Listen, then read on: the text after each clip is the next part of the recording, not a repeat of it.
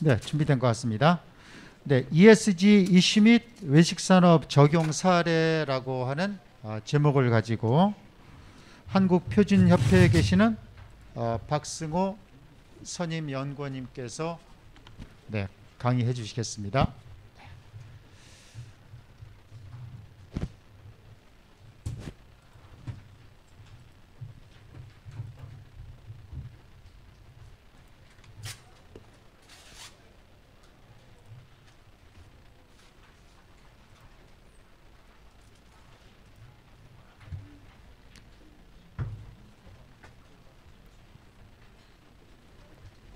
네, 준비되셨습니까? 네, 그러면 네, 박승호 선임연구원님 큰 박수로 부탁드리겠습니다. 네. 네, 반갑습니다. 저는 소개받은 한국표준협회 박승호라고 합니다. 오늘 좋은 자리에서 이렇게 강연할 수 있는 기회 마련해 주셔서 먼저 감사의 말씀을 드리겠습니다. 이렇게 끝 시간이기도 하고 또 이제 앞서 발표해 주신 분들이 외식 산업 관련돼서 이제 전문적인 내용을 말씀을 해 주셨는데 살짝 좀 걱정되는 게 저는 이제 외식 산업의 종사자이거나 또 전문가는 더더욱 아니고요. 또 여기 계신 분들이 다 학계에 계신 분들이 주로 많으시기 때문에 제가 준비한 내용이나 이 수준에 대해서 어떻게 생각하실지 모르겠습니다. 우선 저는 주제를 ESG 이슈 및 외식 산업 적용 사례로 준비를 했고요. 우선은 ESG 전반에 대한 좀 기본적인 내용 위주로 소개를 드리는 내용으로 강연을 준비했다. 이렇게 좀 이해를 해주시면 좋겠습니다. 네, 순서를 먼저 말씀드리면 ESG가 왜 이렇게 이슈인가에 대해서 한번 좀 말씀을 드리고 그러면 ESG가 무엇인가 이런 개념을 한번 좀 짚어보는 순서를 마련했습니다. 그리고 그렇다면 이 ESG에 대해서 어떻게 대응해야 하는가 세 번째로 말씀을 드리고 마지막으로 외식산업과 관련된 ESG 이슈와 또 사례는 어떤 것들이 있는지 제가 나름대로 분석한 내용을 소개해드리는 것으로 강연을 진행하겠습니다. 네, 우선 제 소개 간단히 다시 드리면요. 말씀드린 대로 저는 한국표준협회에서 근무를 하고 있고요. 주로 우리나라에서 발간하는 지속가능 경영 보고서 발간 컨설팅 업무를 주로 하고 있습니다. 그리고 저희 협회가 자체적으로 이해관계자들이 참여해서 기업의 지속가능성을 평가하고 또 지속가능성 보고서에 대한 평가를 하는 사업을 진행하고 있는데 그 내용과 기반해서 제가 ESG 데이터 리서치 업무도 함께 진행을 하고 있습니다. 그리고 최근에는 ESG 관련된 교육 이슈가 많다 보니까 이 ESG 관련된 교육에 대해서 기획하고 또 운영하고 또 때로는 이렇게 좀 강연을 하면서 업무를 진행을 하고 있습니다. 네, 그러면 ESG 왜 이슈인가 말씀을 좀 드리겠습니다. 워낙 얘기가 많이 나오고 있는데요. 여기 이제 AT 센터 제가 들어오다 보니까 로비에도 ESG 뭐 이렇게 써 있더라고요. 벽면에도 크게 관련된 내용이 써 있는 걸 봤는데 그러면 ESG가 왜 이렇게 이슈인가 좀 설명을 드리면 짧게 요약하면 패러다임이 대전환됐다. 그리고 패러다임 대전환을 일으킨 거는 바로 투자자들이다. 이렇게 좀 요약을 할 수가 있겠습니다. 이 말을 다시 설명을 드리면 그동안 지속가능 경영 그리고 뭐 사회책임 경영 이런 말들 많이 있었는데 이런 것들은 대부분 그 전까지는 기업의 자발적인 의지나 자발적인 실천에 맡기는 그런 영역이었는데요. 최근에는 기업 내부가 아니라 기업 외부에 있는 투자자들이 이런 지속가능 경영 혹은 ESG 경영을 실제로 실행하고 성과를 내라고 압박을 하고 있는 형국입니다. 동어 반복일 수 있겠지만 이 자본주의 경제 시스템이라는 것은 자본을 가지고 있는 주체들이 주도하고 끌어가는 경제 시스템이란 말이잖아요. 그럼 자본을 갖고 있는 주체 중에 대표적인 게 바로 투자자겠죠. 이렇게 자본주의 흐름을 전체적으로 주도하고 있는 투자자들이 기업을 외부에서 압박하는 모양새가 되면서 기업들이 지금 발등에 불이 떨어졌고 이렇게 전 세계적으로 이슈가 되는 모양새다라고 설명을 드릴 수가 있겠습니다. 대표적인 예가 제가 준비한 장표에 이제 사진이 있는데요. 블랙락이라고 하는 전 세계에서 가장 큰 자산을 운용하는 자산 운용사입니다. 여기 이제 CEO가 레이리 핑크 회장이라는 분인데 이분이 2020년 1월 달에 본인이 이제 투자한 기업들 CEO를 대상으로 연례 서한을 보냈는데 여기에 담긴 내용이 투자 의사결정을 할 때 환경과 관련된 지속성을 핵심 지표로 보겠다. 여기에 더 나아가서는 그 기업들이 환경 지속성을 제대로 관리하지 않으면 우리가 투자한 돈을 회수해 버리겠다라고까지 이렇게 엄포 비슷한 내용을 언급을 했습니다. 그래서 이 연례 서한이 지금 ESG 이슈의 트리거가 되었다라고 평가를 받는데요. 이 내용을 따라서 그 연기금이나 전 세계 투자 기관들이 같은 방식의 의사결정 그 핵심 요소로 ESG를 삼겠다라고 공표하면서 ESG 이슈가 이렇게 불거졌습니다. 다시 반복해서 말씀드리면 그동안 기업이 그냥 자발적으로 실천하고 실행했던 이슈에서 이제 외부의 투자자들의 압박을 기업들이 받는 이슈가 되었기 때문에 ESG 이슈가 이렇게 불거졌다라는 설명이고요. 그 하나하나 좀 살펴보면 먼저 환경입니다. 그 환경에서는 이런 말들을 많이 합니다. 기후 위기보다 기업들이 시장 위기에 먼저 직면할 수 있다. 이런 말들을 합니다. 그 대표적인 그 예가 기업이 받는 외부적인 그 압박의 예가 그 유럽 연합이 그 탄소 국경세라는 말 많이 들어보셨을 겁니다. 이제 그 기업들이 그 탄소 중립을 위한 실천 의지와 그리고 실행 성과를 제대로 공시하지 않을 경우에는 마치 관세와 같이 탄소 국경세를 징수하겠다라는 내용을 밝혔는데요. 이렇게 되면 당연히 유럽연합에 수출하는 기업들은 그 시장으로부터 압박을 받을 수밖에 없습니다. 이에 대해서 제대로 대응하지 않으면 기후 위기에 직면하기 전에 시장 위기에 먼저 직면해서 퇴출될 수도 있다는 그 위기감이 지금 자리 잡고 있습니다. 다음은 이제 사회 분야입니다. 사회 분야는 여러 가지 이슈가 있습니다. 그 안전과 관련된 이슈도 있고요. 뭐 그 노동 관행과 관련된 이슈도 있고 우리가 흔히 알고 있는 사회 공헌과 관련된 이슈도 있을 수 있는데 이런 것들을 포괄적으로 그 대표하는 이슈가 바로 인권입니다. 그래서 사회 이슈는 곧 인권 이슈다라고 이렇게 등치할 수 있을 정도인데요. 인권 역시 기업들이 외부의 정책이나 투자자들의 요구에 의해서 압박을 지금 받고 있습니다. 대표적인 예가 지금 EU가 글로벌 공급망 인권 실사법을 지금 그 발의를 한 상황인데요. 이 내용은 뭐냐면 기업이 생산 그리고 납품 그리고 협력업체하고 관계에서 인권 문제가 발생할 경우에는 제재를 받을 수도 있다는 내용입니다.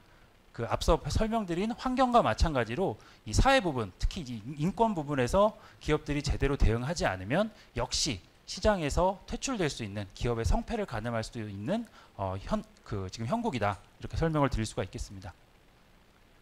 마지막으로는 이제 ESG 중에 마지막 거버넌스입니다. 이 거버넌스는 쉽게 얘기해서 기업의 의사결정 구조인데요. 그 앞서 설명드린 환경 그리고 사회 이슈를 기업들이 얼마나 리더십을 가지고 실천할 것인지를 가늠할 수 있기 때문에 어찌 보면 가장 핵심적인 이슈라고 볼 수 있는데요. 이 거버넌스와 관련되어서도 역시 정책적으로 기업들이 외부로부터 좀 압박을 받고 있습니다. 예를 들면 우리나라에서도 벌써 그 한국거래소가 기업들의 지배구조의 투명성을 높이겠다는 목적으로 기업 지배구조 보고서를 단계적으로 의무화하겠다라는 방안을 밝히고 있는 것을 보면 알 수 있습니다. 이처럼 그 ESG라는 것은 지금 이슈가 된 것이 그동안에는 자발적인 실천 영역에 머물렀던 것이 외부로부터 기업들이 압박을 받고 있기 때문에 이렇게 불거진 것이다. 그리고 그 압박은 자본주의 그 주체의 핵심인 이 투자자들이 주도를 하고 있다. 이렇게 좀 이해를 해주시면 좋을 것 같습니다. 네, 그러면 ESG가 무엇인가 이렇게 좀 더 상세하게 좀 설명을 드리고자 하는데요. 그 많이 용어를 들어보셨을 겁니다. 지속 가능성도 있고요.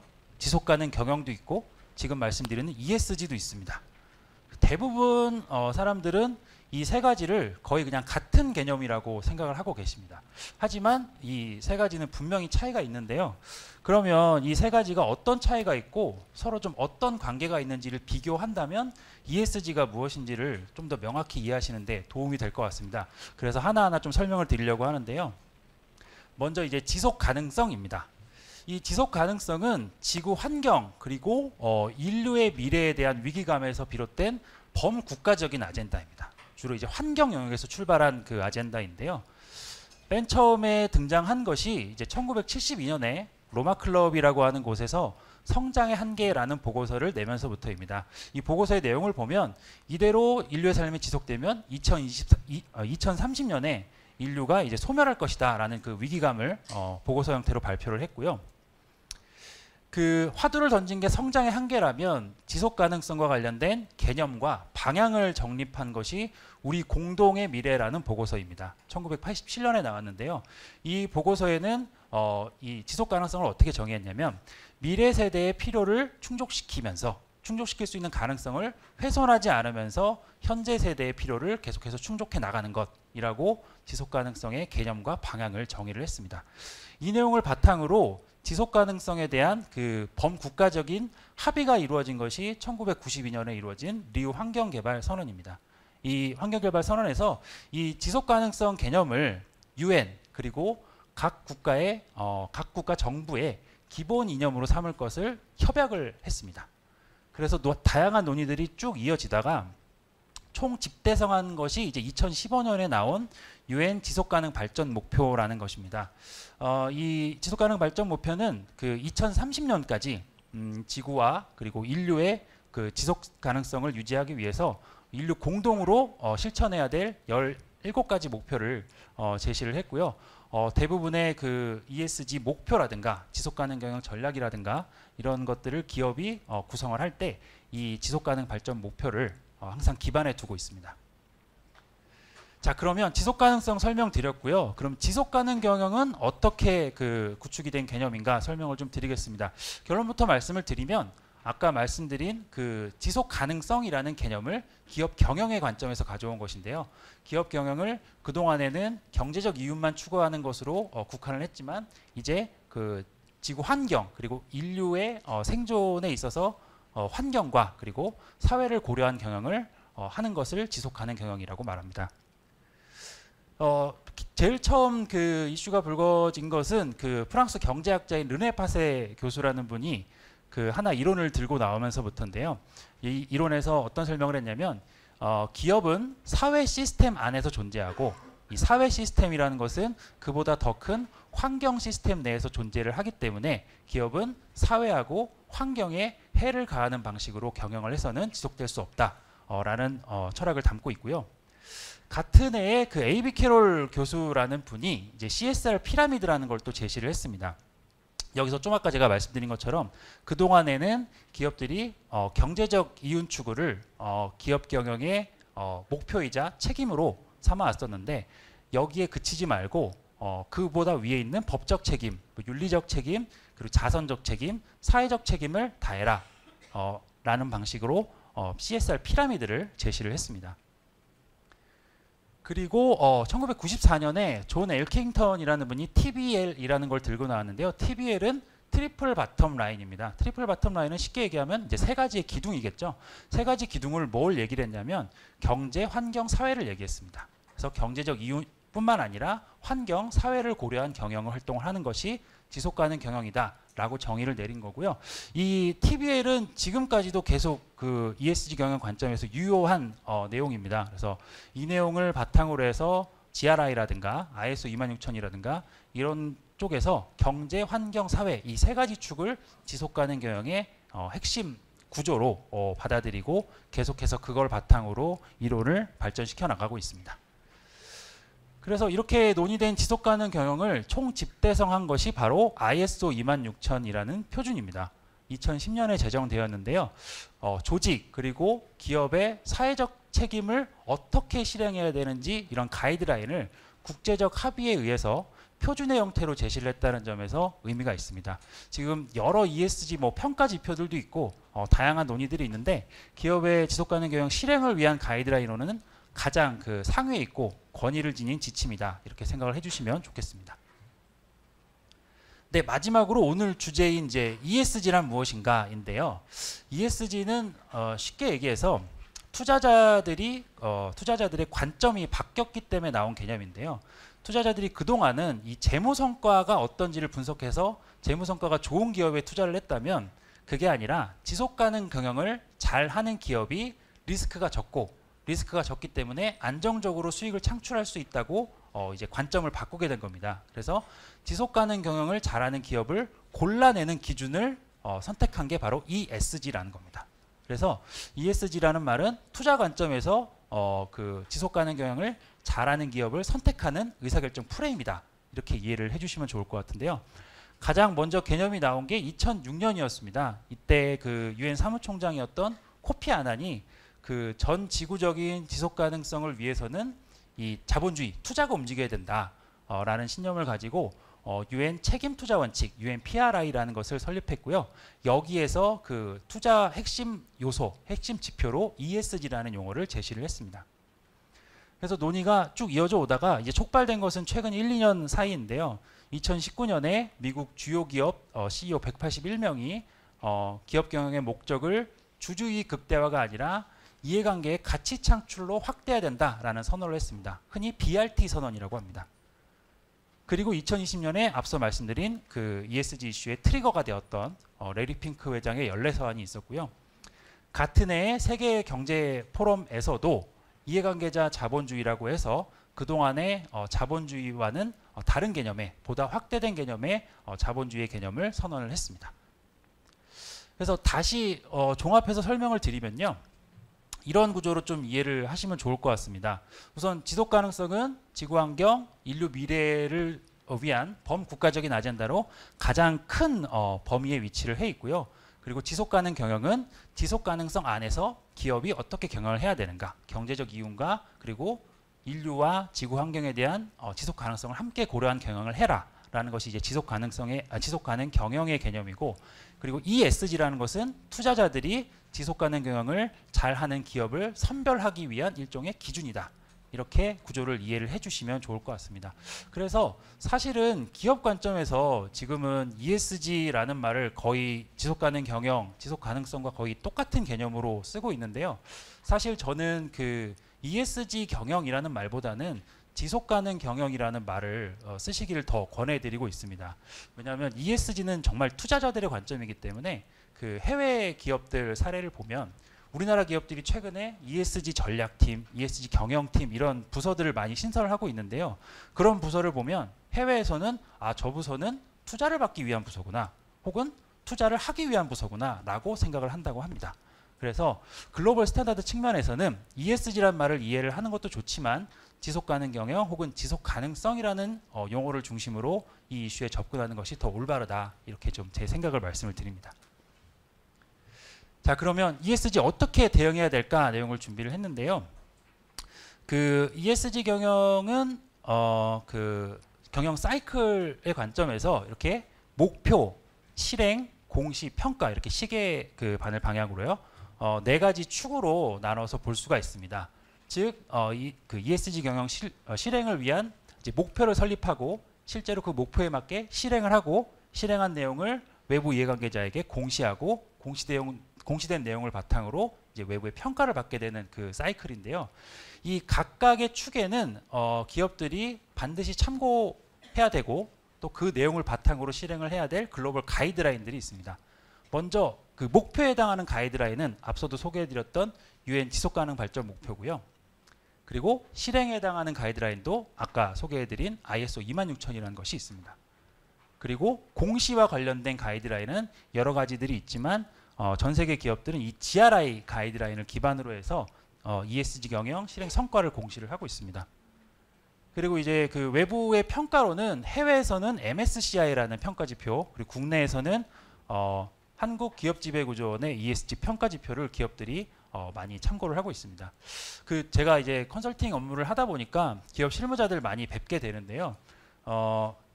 최근에 이제 ESG 이슈가 불거지니까 주로 기업들이 관심을 갖고 있는 것이 이 평가입니다. 예. 근데 사실은 상당히 좀 우려스러운 부분입니다. 왜냐하면 평가를 당연히 잘 받는 것도 좋겠지만 그 앞에서 이 목표 설정이라든가 실행은 제대로 하지 않고 바로 평가를 좋게 받겠다고 기대하는 것은 사실 바람직한 경영 방식이 아니겠죠. 그 학생의 예로 들어보면 그 시험 성적을 잘 받으려면 당연히 공부 계획을 잘 세워야겠죠. 잘 세운 그 계획을 바탕으로 공부를 열심히 해야 될 것이고, 열심히 공부를 해서 그 내용을 바탕으로 시험 답안을 써야 될 거고요. 답안을 잘 쓰면 당연히 평가가 좋게 나오게 될 것입니다. 그래서 그 기업이 ESG 경영을 접근할 때는 반드시 이 목표 그리고 실행, 이 순서로 먼저 접근을 해주시면 좋을 것 같고요. 그리고 그 내용들은 그렇게 어렵지가 않습니다. 왜냐하면 이렇게 글로벌 가이드라인들이 나와 있고 전 세계 대부분의 기업들이 이 가이드라인을 기반으로 ESG 경영 목표를 설정하고 실행을 하고 있기 때문입니다. 자, 그러면 이 그 네 가지 축 중에 이 평가하고 공시는 사실 상장 기업이나 규모가 큰 아주 큰 대기업들에 해당하는 이슈이기 때문에 제가 목표하고 실행에 대한 그 가이드라인들만 내용을 좀 짧게 설명을 드리겠습니다. 자, 먼저 ESG 경영 목표 가이드라인 말씀드린 것처럼 UN 지속가능 발전 목표인데요. 원래 이보다 앞서서 그 밀레니엄 개발 목표라는 것이 먼저 있었습니다. 2000년부터 2015년까지 그 UN에서 발표한 지속가능 그 발전 목표였는데요. 이게 2015년 그 시효를 다 하면서 새롭게 2030년까지 인류가 공동으로 지켜야 될 목표를 제시를 한 것이 이 UN 지속가능 발전 목표인데요. 총 17개 그 큰 목표하고 그 아래에 169개의 그 세부 목표로 구성이 되어 있습니다. 그 해외에 그 지속가능 경영을 잘한다라고 하는 기업들 홈페이지를 들어가 보면요, 제일 먼저 이 그 UN SDG 그 로고를 볼 수가 있습니다. 그래서 자사에서 수립하고 있는 경영 전략, 실제로 실행한 성과들이 이 지속가능 발전 목표와 어떻게 연계되어 있고 얼만큼 기여했는지를 보여주고 있습니다. 그래서 기업들이 ESG 경영 목표를 수립할 때는 반드시 가장 먼저 참고를 해야 되는 지표이고요. ESG 경영 실행은 앞서 말씀드린 것처럼 ISO 26000이라는 표준이 있습니다. 그 국제적 합의를 통해서 한 조직이, 한 기업이 사회책임 경영을 위해서 어떤 것들을 해야 되는지 가이드라인 형태로 제시가 되어 있습니다. 그래서 그 앞서 말씀드린 것처럼 그 유니레버라든가 흔히 이제 그 글로벌에서 ESG 경영, 지속가능 경영을 잘한다고 소문난 기업들 모두 다 실행 전략을 구축할 때 바로 이 ISO 26000을 참고하고 있습니다. 자, 이렇게 좀 설명을 드렸고요. 그러면 최근에 기업들이 일반적으로 또 포괄적으로 받아들이고 있는 ESG 관련 핵심 이슈는 무엇이 있는가 제가 좀 정리를 해봤습니다. 부분별로 살펴보시면 이 환경과 관련해서는 온실가스 감축이 가장 첫 번째입니다. 그리고 이를 위한 재생에너지 사용, 폐기물, 물 부족, 생태계 보호, 친환경 투자 이러한 것들이 환경과 관련된 일반적이고 포괄적으로 받아들여지는 이슈이고요. 사회 관련해서는 역시 아까 말씀드린 것처럼 인권이 가장 첫 번째입니다. 그리고 이제 노동 관행, 그다음에 고객, 공급망, 사회공헌 활동, 그리고 최근에는 감염병 같은 이 긴급 이슈가 계속 불거지고 있기 때문에 이에 대한 대응력도 주목받고 있는 지표 중에 하나입니다.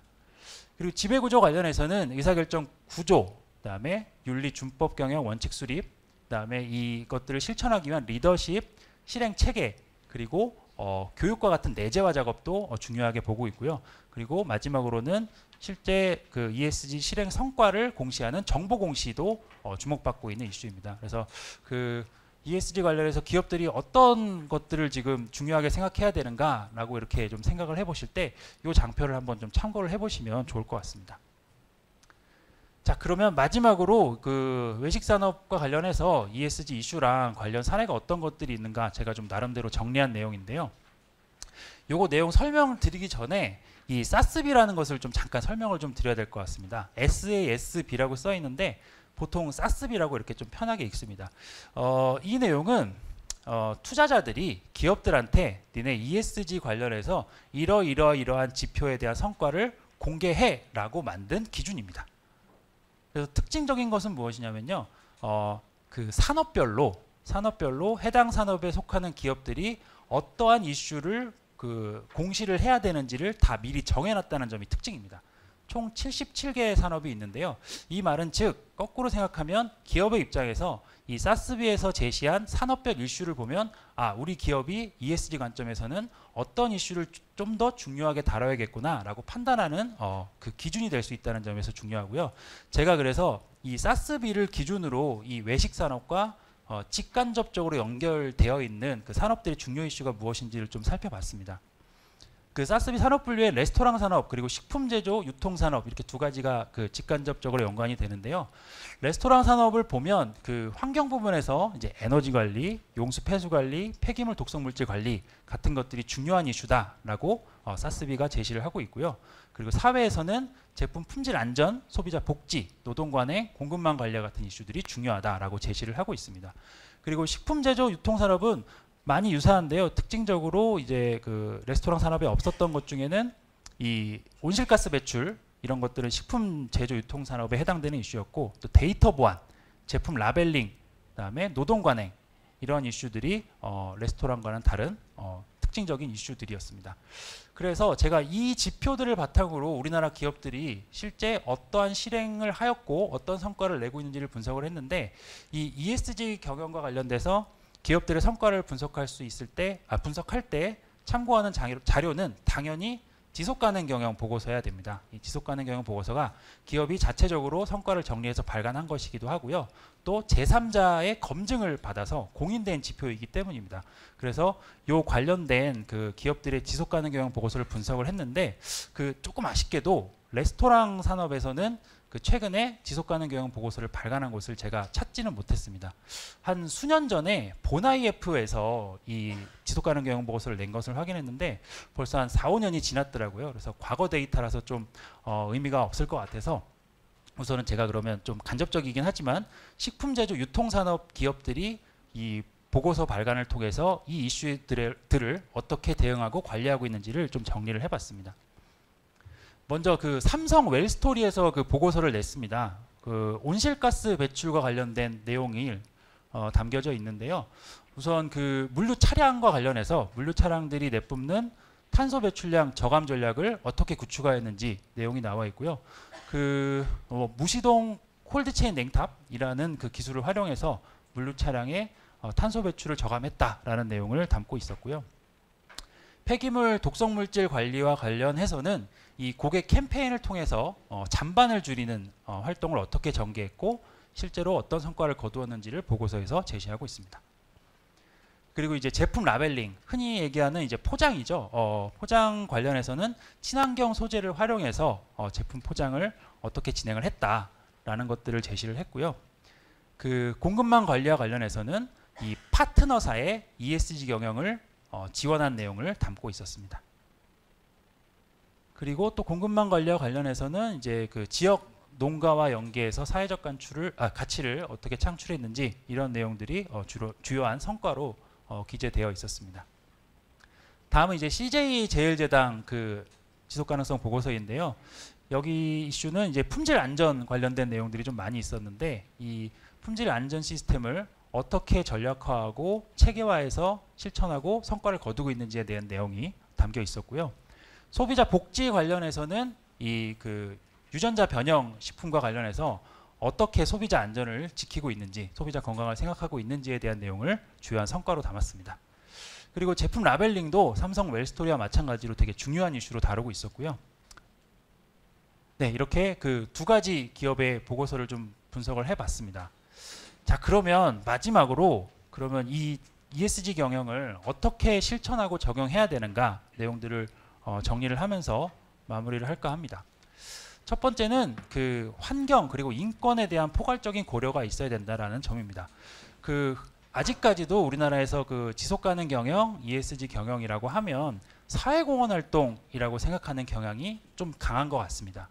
근데 앞서 삼성 웰스토리, CJ제일제당 보셨지만 그런 사회공헌 활동이 아니라 이 환경을 위해서 또 그 공급망 내에서 인권 이슈를 어떻게 대응하고 있는지 이러한 내용들을 주로 담고 있거든요. 그래서 ESG 경영을 잘하기 위해서는 환경 그리고 인권에 대한 포괄적인 고려가 반드시 필요하다라는 점을 먼저 말씀드리고요.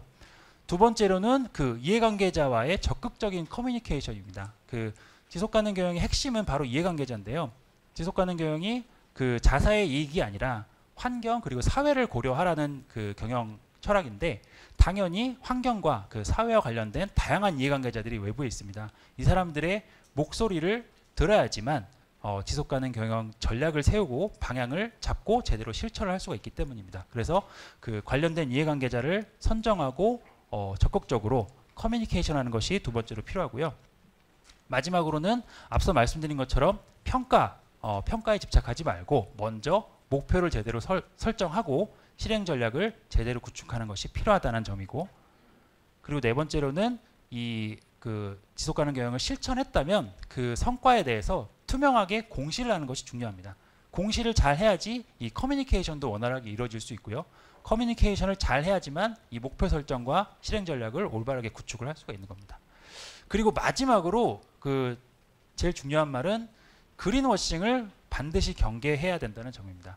그린워싱이라는 것은 무엇이냐면 쉽게 얘기하면 그냥 거짓말 치는 겁니다. 뒤로는 오폐수 잔뜩 방류해 놓고 앞에서는 우리 뭐 나무 몇 그루 심었다, 숲을 이렇게 조성했다 라고 하는 기업 행태들 우리 많이 보셨잖아요. 그런 것들을 다 그린워싱이라고 합니다. 그래서 ESG 경영을 어떻게 잘 해야 되느냐라고 할 때 저는 항상 먼저 말씀드리는 게 그린워싱입니다.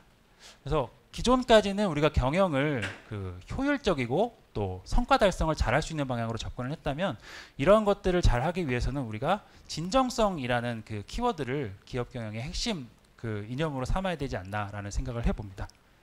네, 그러면 준비한 내용 여기까지 마치도록 하겠습니다. 경청해 주셔서 감사합니다.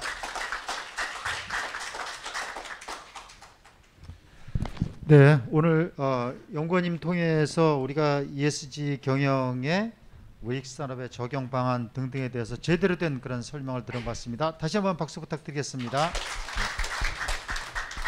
자, 네, 이제 연구원님한테 우리 회원님들 좀 질문 좀 부탁드리겠습니다. 네, 좋은 질문. 네, 네, 강신호 박사님, 네, 마이크 좀 부탁드릴게요.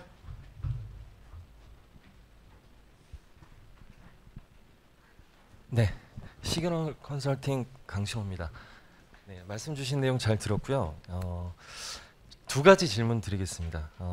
지속 가능 경영을 잘하는 기업이 이제 재무적 성과가 높은지 좀 궁금합니다. 상관관계를. 그래서 실제 사례가 있으시면 말씀해 주시면 좋을 것 같고요. 그리고 저희 이제 외식 산업 자체가 대기업들도 있지만 저희가 중소, 영세, 소상공인분들이 많이 있으신데, 현실적으로 봤을 때 ESG, 요 지속 가능 경영 전에 선행돼야 될 어떤 기본적인 법규, 근로기준법이나 이런 부분들도 지켜지기가 어려운 상황들이 있고, 근데 그 가운데 있어서 지금 ESG, 지속 가능 경영에 대한 부분들이 또 적용이 되어지면 더 큰 또 부담으로 또 올 수 있을 것 같아요. 그래서 그런 부분에 있어서 어떻게 이런 부분들이 외식 산업에 실제적으로 현실적으로 적용돼야 되는지를 간단히 말씀해 주시면 감사하겠습니다.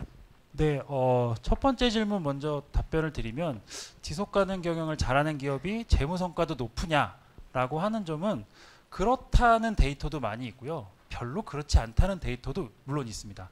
다만 지속 가능 경영을 잘해서 재무적 성과가 떨어졌다라는 데이터는 사실 없는 것 같아요. 그래서 뭐 하든 안 하든 재무적 성과는 비슷하거나 조금 더 좋을 수는 있는데, 문제는 뭐냐면 재무적 성과가 나더라도 이 지속 가능 경영이 지금 리스크 관점에서 접근이 되고 있거든요. 예를 들어서 뭐 가맹점 갑질이라든가 뭐 근로자한테 대한 뭐 부당한 대우라든가 이런 것들이 리스크 측면에서 아무리 재무적 가능성이 성과가 좋아도 리스크 측면에서 다가올 수가 있기 때문에, 사실은 이 투자자들의 이슈라고 했잖아요. 투자자들은 제일 먼저 보는 게 리스크거든요.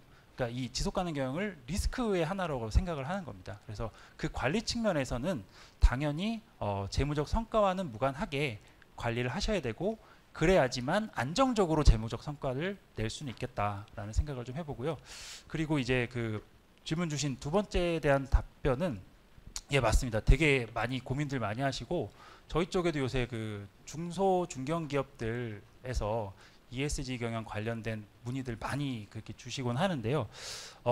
사실은 저는 입장이 어떠냐면, 이거는 중소 중견 기업들한테 자발적으로 해라, 무조건 해라 이렇게 압박을 할 수는 저는 없다고 봅니다.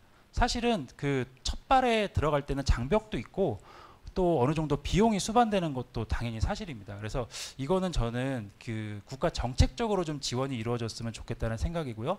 특히 아까 공급망 관련된 말씀을 드렸잖아요. 그래서 관련된 대기업들이 같은 공급망의 동반 성장을 위해서 속해 있는 중소 중견 기업들의 ESG 경영 수준을 올리는데 일정 부분 좀 역할을 했으면 좋겠다.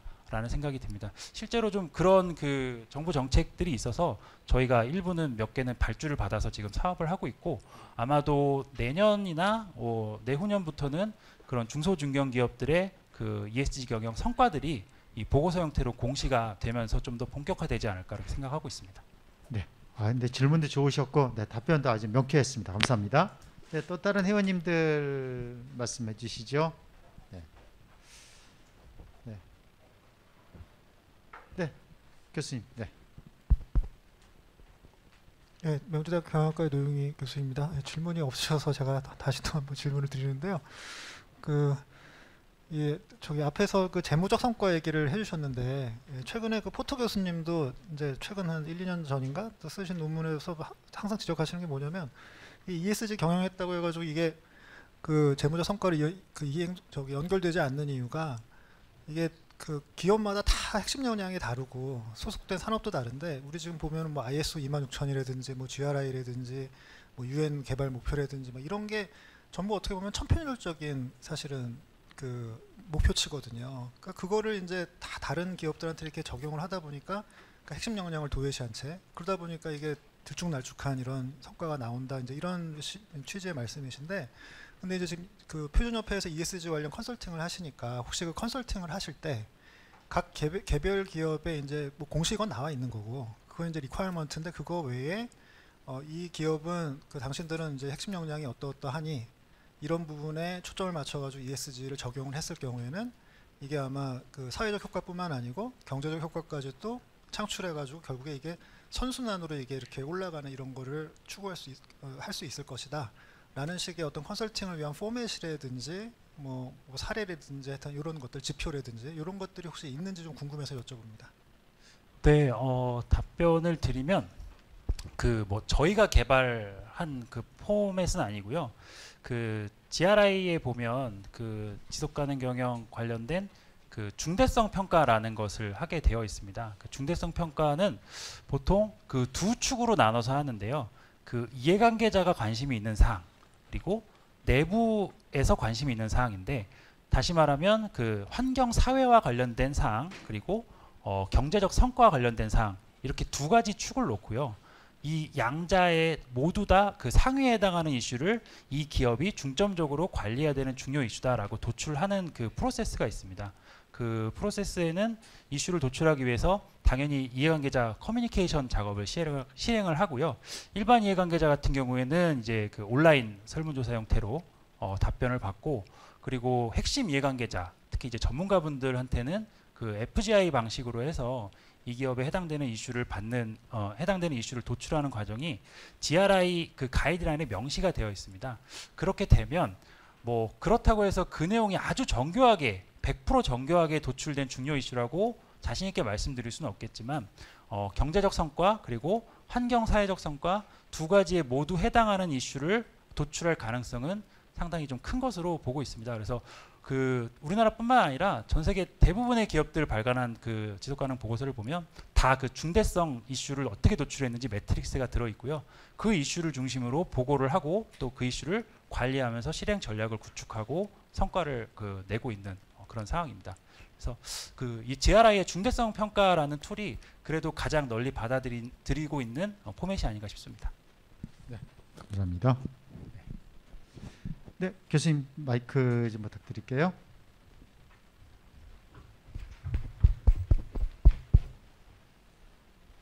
네, 제주 한라대 우영주입니다. 지속 가능에 대한 그 정의도부터 이렇게 말씀을 해주셨는데, 지속 가능에서 중요한 게 이제 그 생태적인, 그러니까 환경과 사회와 이제 경제, 그러면서 이것을 총체적으로 아우르는 게 바로 유엔의 SDG 지속 가능 개발 이런 목표들인데, 지금 마지막에 지금 얘기하는 것은 환경하고 사회적인 측면만 얘기하고 있거든요. 왜 경제적인 측면 이거는 얘기를 안 하는지.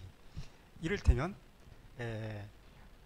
지금 우리가 미래 세대에 대해서 쓸 거를 놔둬야 되고, 자원도 그렇고 해를 주지 않는 게 바로 지속 가능입니다. 어찌 하다 보면 그 어디입니까? 이 개발도상국가라든지 이런 데에 그 경제를 갖다가 힘들게 하고 오히려 그럼으로써 이 사회 이 SDG의 그런 목표를 훼손할 수가 있는데 그런데 어떤 공정무역이라든가 이렇게 하려면은 그 경제적인 측면도 반드시 고려돼야 되는데 왜 이 ESG6에서는 아까 여기서 환경과 사회 부분만 보는지 그 이유가 있는지 말씀해 주시죠. 네, 그 마지막에 요 문구는 그 제가 그 지속가능 경영을 사회공헌 활동으로만 보시지 말고 환경 인권 이렇게 포괄적으로 고려해 주십사라고 해서 그 작성을 한 문구고요. 그리고 아까 그 소개해드린 트리플 바텀 라인에 보면은 그 당연히 기업이 추구해야 될 그 지표 중에 경제적인 가치 창출도 들어 있습니다. 그 너무나 좀 당연해서 제가 여기서 좀 생략을 한 거라고 생각해 주시면 좋을 것 같고, 그리고 그 지속가능 발전 목표 유엔에서 만든 그 SDG 목표들을 보면 부의 창출도 중요한 가치로 들어가 있습니다. 다만 부의 창출을 할 때 불평등을 해소하는 방향으로 하라는 내용도 같이 들어가 있습니다. 그래서 이 저개발 국가 이런 국가들에게 무작정 너네 이제 개발하지 말고 너네도 같이 환경 이런 그 보호하는 데 동참해, 너네 개발할 수 없어 라고 한다면 그거는 오히려 불평등이 심화되는 거겠죠. 그래서 그런 내용도 포괄적으로 고려가 돼 있고요. 실제로 지금 좀 되게 평이 좋은 뭐 유니레버라든가 이런 파타고니아라든가 이런 기업들은 그 저개발 국가 제3세계 국가들에 대한 경제적 지원을 우리가 어떻게 했느냐도 아주 핵심적인 이슈로 삼고 있습니다. 그래서 우리나라도 이제 그 뭐 선진국 좀 반열에 올라섰고 아마도 좀 더 책임 있는 역할을 하기 위해서는 그런 부분도 함께 좀 고려했으면 좋겠고요. 당연히 교수님 말씀하신 것처럼 지금 그 절대적인 빈곤에 시달리는 지역들은 부의 창출을 먼저 하는 게 우선입니다. 그래서 유엔 그 개발 목표에도 상당히 그 상위 순위에 들어가 있습니다. 네, 감사합니다. 네, 질문 또 있으신가요? 근데 저는 이제 그 연구원님 아까 발표 중에서 본IF 말씀하셨잖아요. 지속가능 경영 보고서를 뭐 4, 5년 얘기하셨는데 저번도 그 이전 같을 정도로 오래전에 꾸준히 발간해 오시다가 여러 가지 사정으로 그만두셨는데 아까 그 노승욱 기자님 발표하실 때 특별히 그 본IF 이야기를 하시더라고요. 어려운 환경 속에서도 꾸준하게 점포수가 줄지 않고 있었던 기업이라고 말씀을 하시면서 사실 여기에 있는 제일제당이나 뭐 웰스토리 같은 회사 말고요. 자생 브랜드 중에서는 그런 경영 보고서를 낸 그런 회사는 저는 유일하다고 봅니다. 그런데 이런 성과를 거뒀다고 하는 것은 연구원님 말씀과 일맥상통하게 어느 정도 재무적 성과와 연관이 있는 건 아닌가라는 판단이 들었습니다. 네, 그 보니까 보고서는 그 따로 발간하지는 않으셨는데 홈페이지에는 계속해서 성과를 공시는 하고 계셨습니다. 그러셨구나. 예, 예. 네. 그럼 더 이상 질문 없으시면 여기서 강의 마쳐도 되겠습니까? 네, 큰 박수 부탁드리겠습니다. 감사합니다. 네, 수고하셨습니다. 네, 그러면 저희 2부 순서 여기까지 마치고 3부를 위해서 잠깐 휴식하시겠습니다. 네.